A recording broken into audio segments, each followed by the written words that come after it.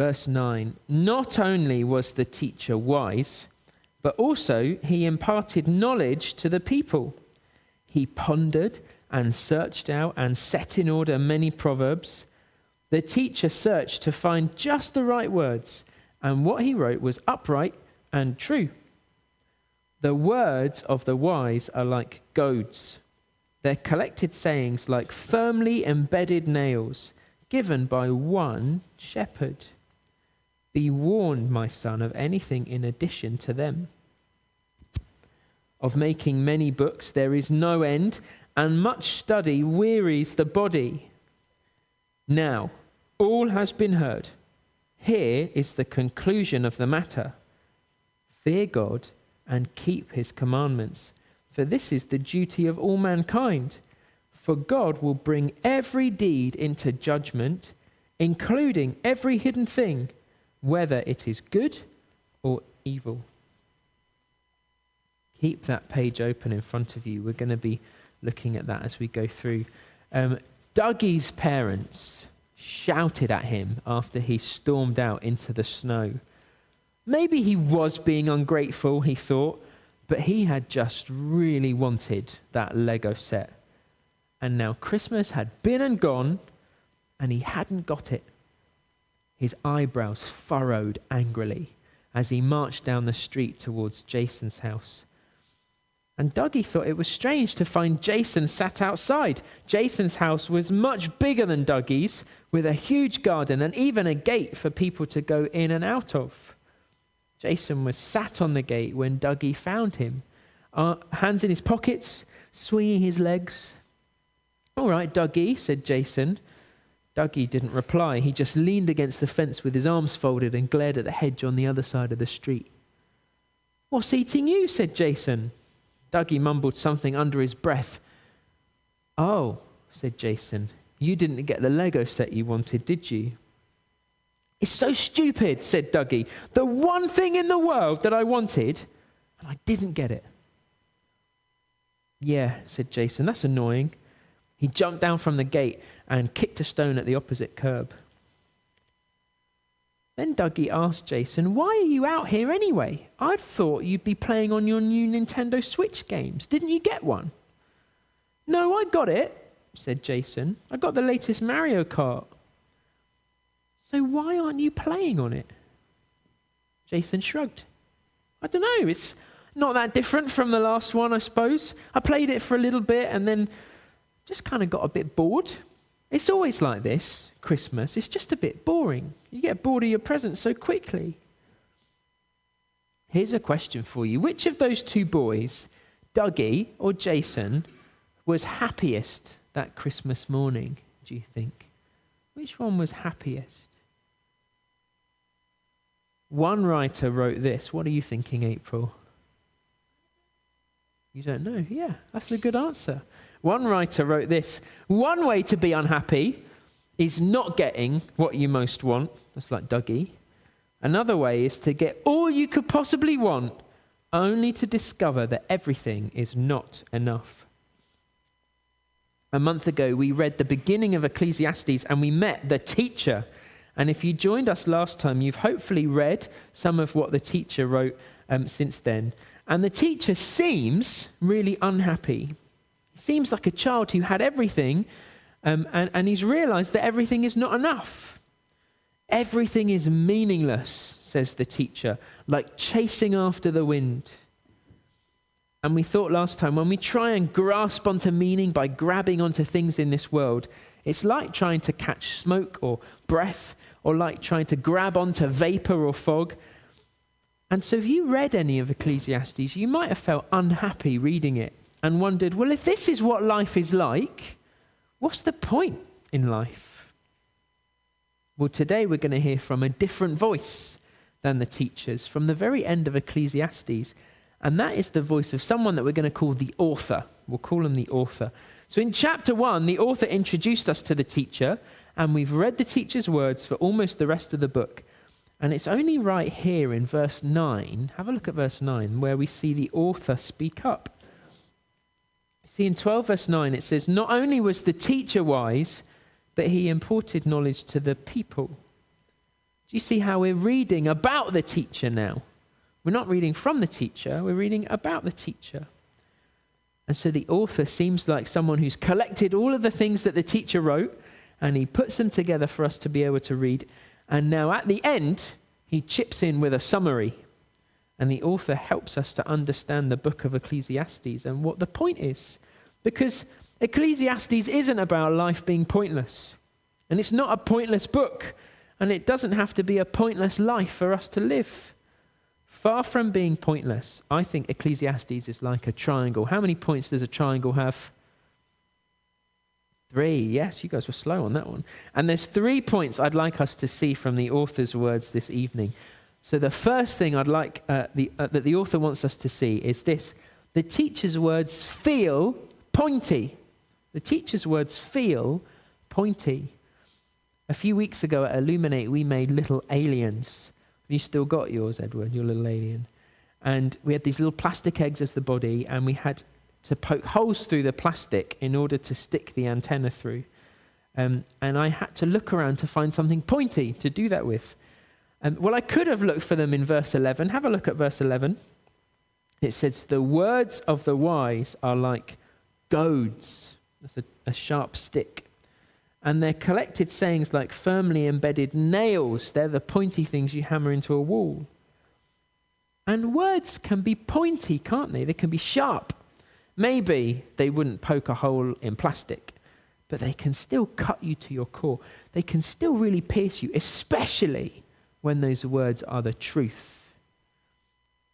In the end, at Illuminate, Edward, do you remember what I had to go and get in order to poke a hole through your egg?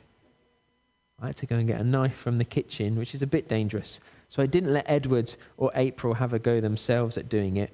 And even I had to be really careful with the knife, because a knife is really sharp and very pointy. And if I got myself with it, it would be really painful. And reading Ecclesiastes can be painful. The teacher is amazingly perceptive about the kind of things we pour all our energies into. We put so much effort and energy into these things, but the teacher has this unfailing ability to bring them down.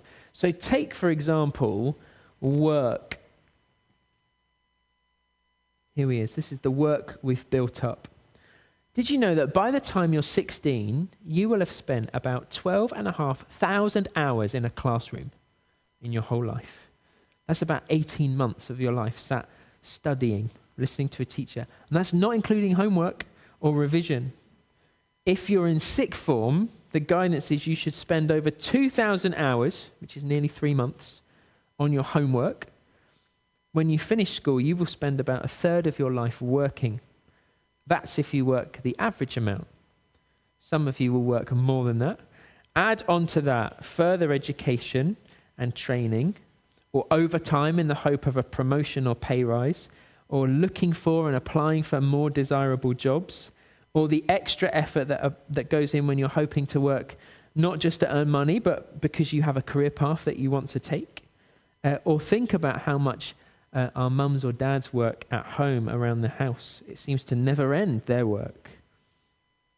How much time do you think you'll spend this coming week in the classroom or in the office or doing all the things that need to be done before Christmas? Work is a lifelong building project, and the teacher knocks it all down. Daisy, would you do me a favor? Would you come and play the teacher for a moment and knock this one down? Yeah. Very good. That's what the teacher does. Work is hard, says the teacher, and it's toilsome, and it makes you anxious, and it grieves us, and it causes us pain. And by the time you finish working, what then? All of your money goes on the care home or hospital bills, or your pension doesn't quite cover what you need, or you finally pay off the house with just enough time left to die and never enjoy it. Or in the words of the teacher, he says, you must leave all you own to another who has not toiled for it. And who knows whether that person will be wise or foolish.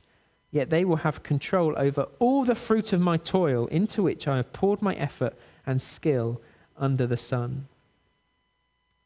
I wonder if you thought about that What have you got to show for all your hard work? What have you got that will last? Okay, so work has been knocked down. What about pleasure?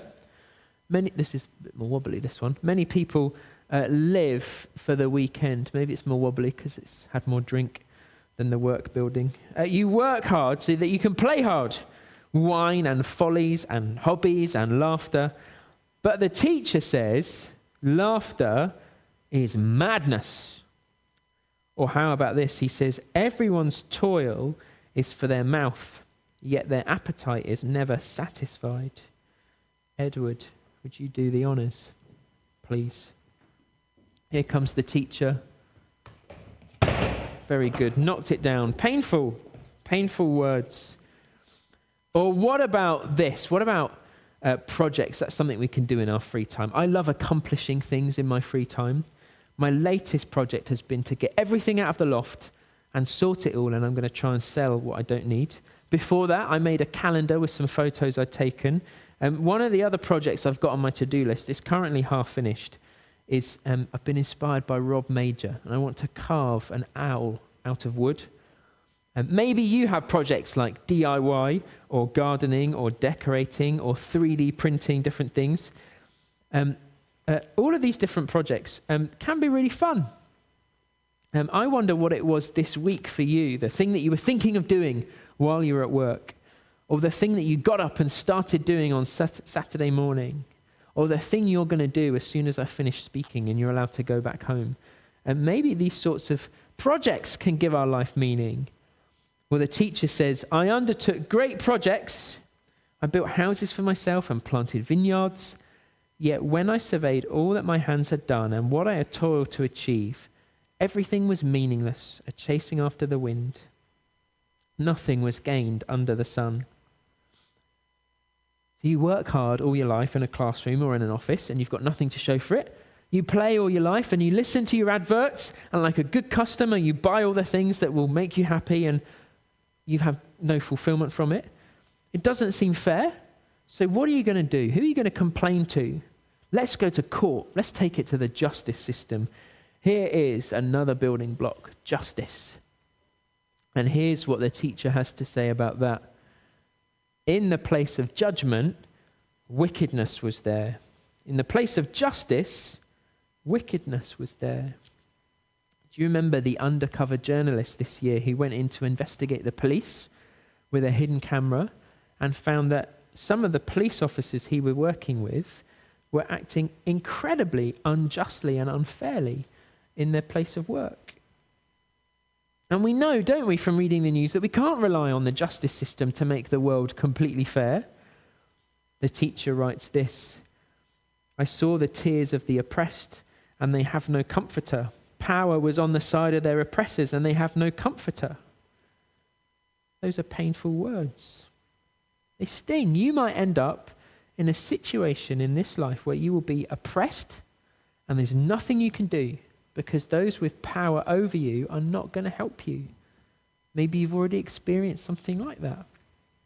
It feels like the only option is to suck it up, or if you're British, you can complain about it sarcastically, and that's all you can do.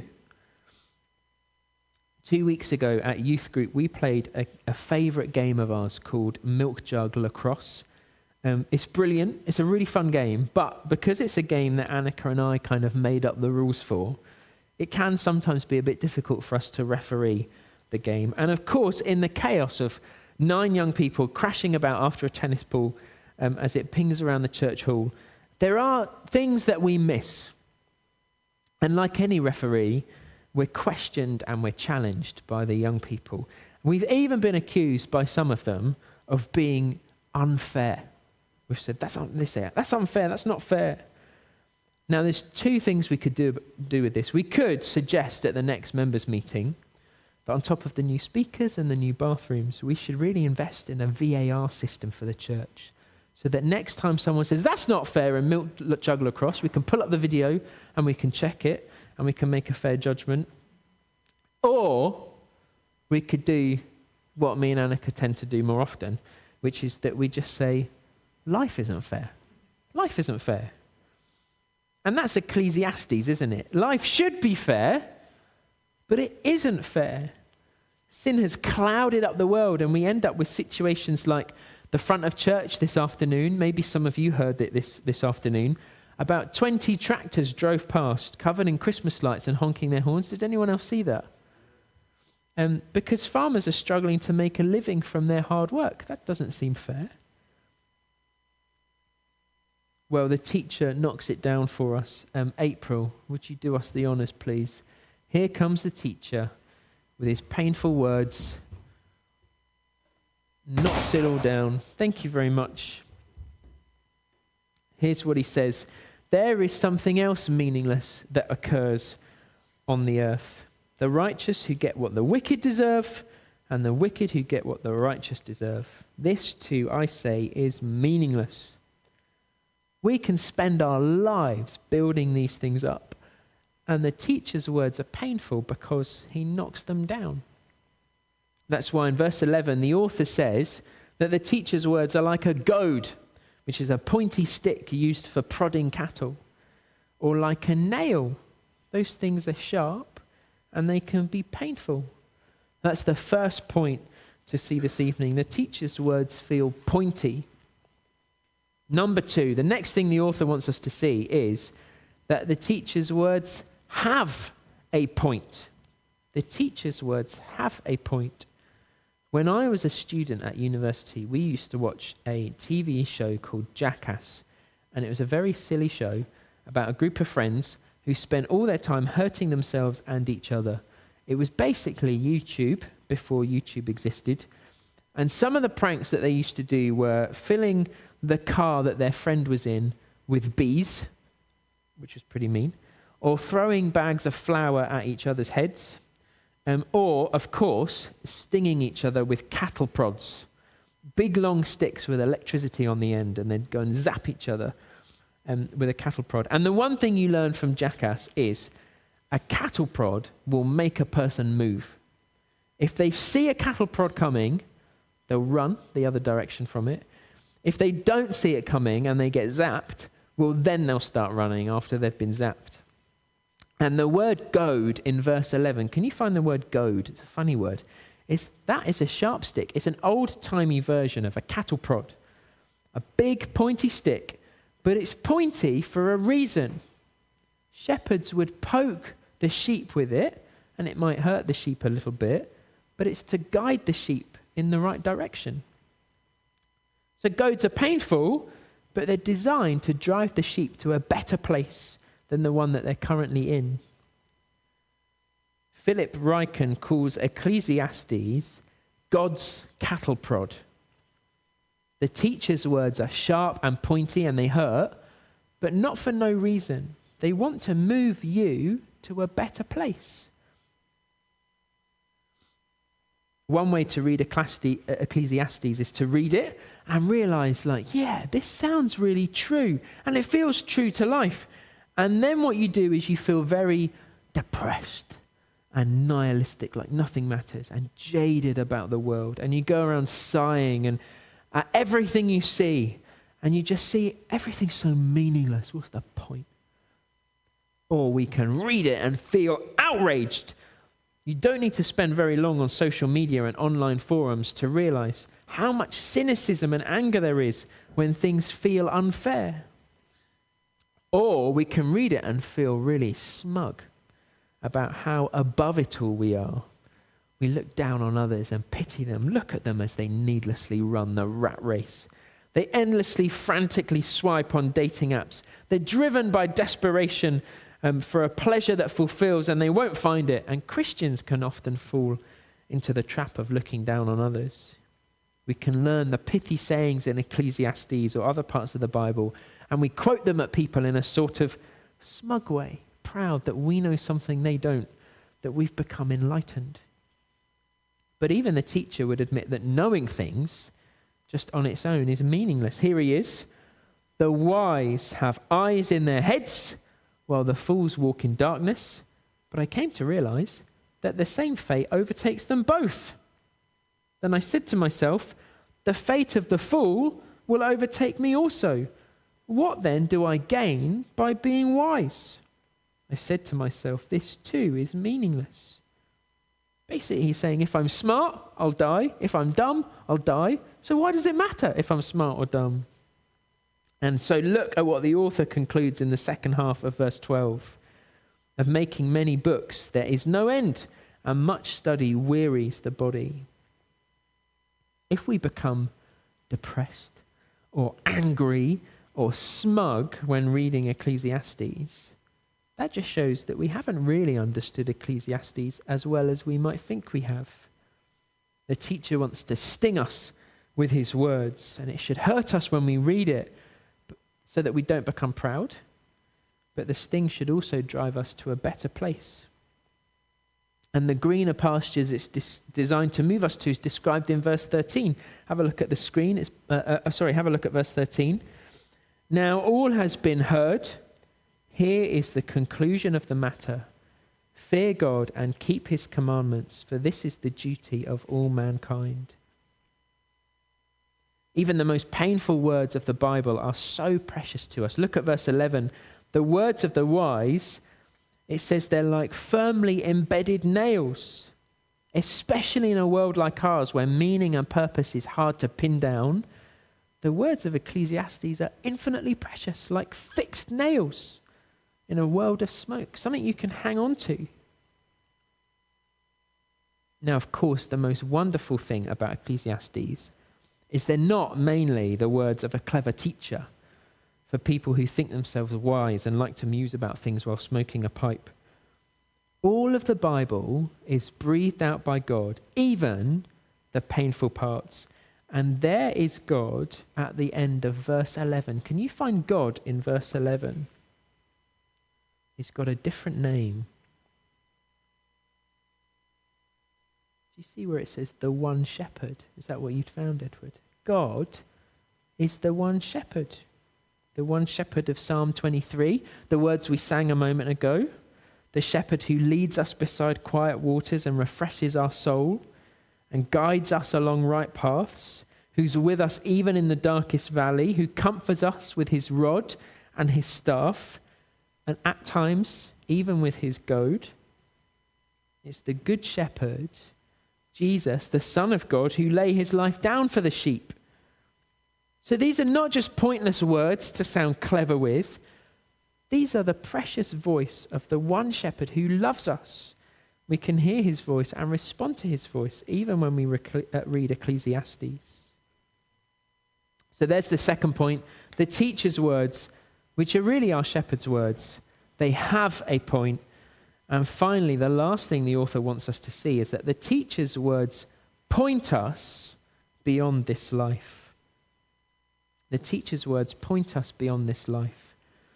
There's a play by a man called Arthur Miller, and one of his characters in the play is called Quentin, and Quentin talks about how his whole life felt like being in court, being on trial. This is what Quentin says. He says, life is a series of proofs. When you're young, you prove how brave you are or smart. Then, what a good lover. Then, what a good father. Finally, how wise or powerful. You're always trying to prove something. And life can feel a bit like that. Proving to other people your value and your meaning and your purpose. That's why children show off. It's why adults show off in a more humble way, in a subtle way. It's as though we're all building something to put before other people and say, look at what I've built. Look at me. Look at my value and my worth.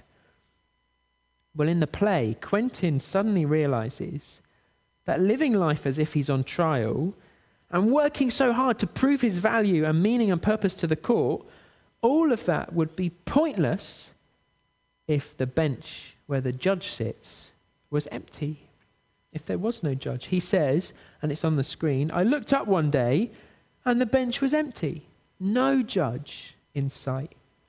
And all that remained was the endless argument with myself, the pointless litigation of existence before an empty bench, which of course is another way of saying despair. And Ecclesiastes can feel like despair, and life can feel like despair. Last time we saw how grasping at things in life, like it's a vending machine, leads in the end to despair. Life doesn't always work according to the formula. You can work hard all your life, you can live well, you can eat healthy, you can live for the weekend and have fun. We build and we build and we prove, but like smoke, things just vanish away. You lose your job, you get diagnosed, Monday comes, the weekend finishes, you die. And if you've been grasping at those things and then they go, you're left sad with nothing but despair.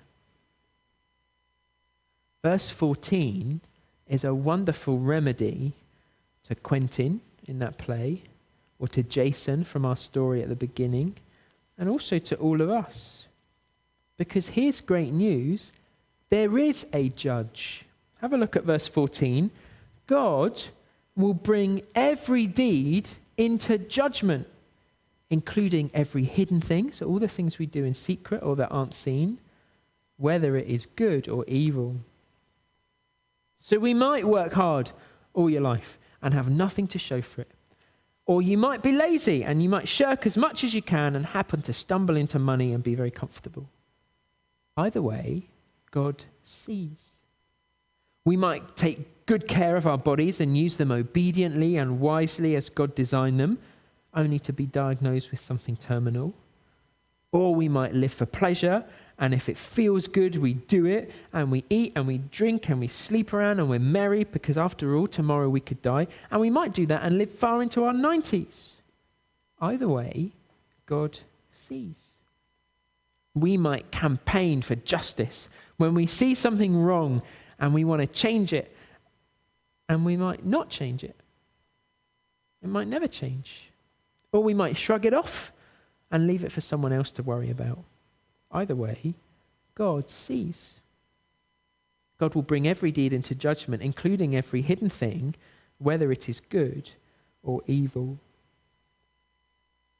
Now, there is a sting to that God sees everything I've done or thought or not done, even if we've kept it secret from everyone else.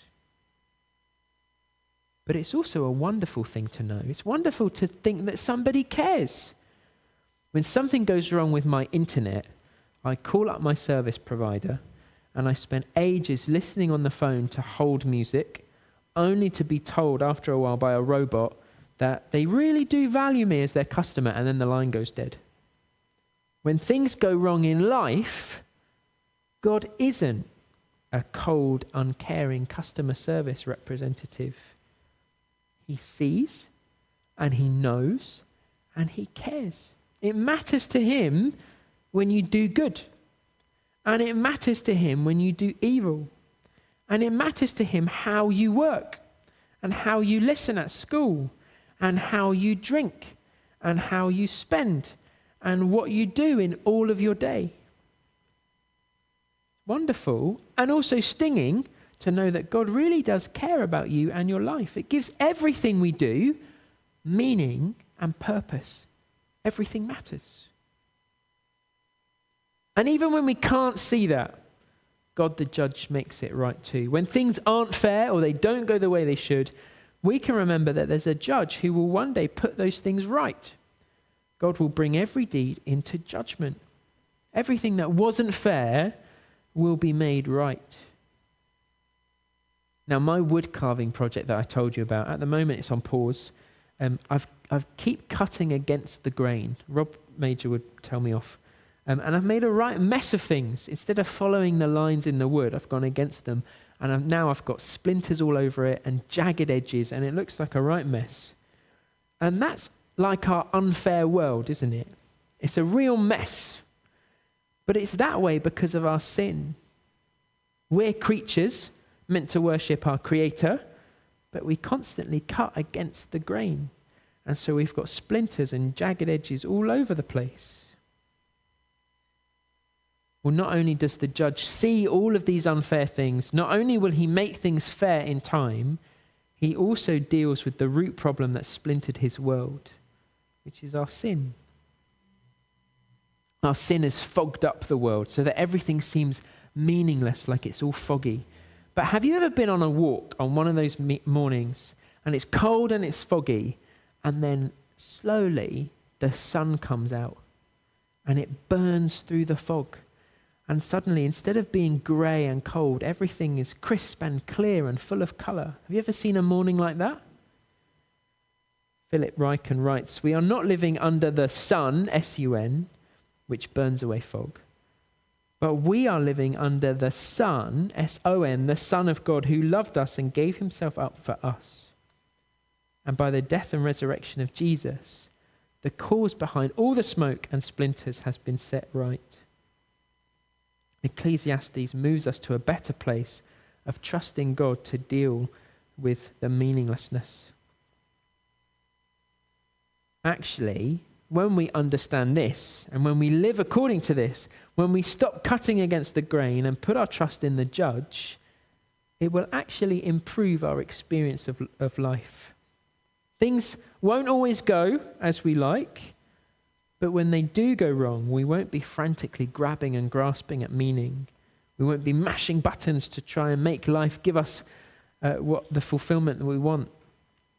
Instead, Ecclesiastes will help us to trust in God, who is clearing up life's fogginess. I'm going to end there, and then Annika's going to come down and pray for us. Let's take a moment of quiet to think about what we've read in the Bible, and then Annika will lead us in prayer.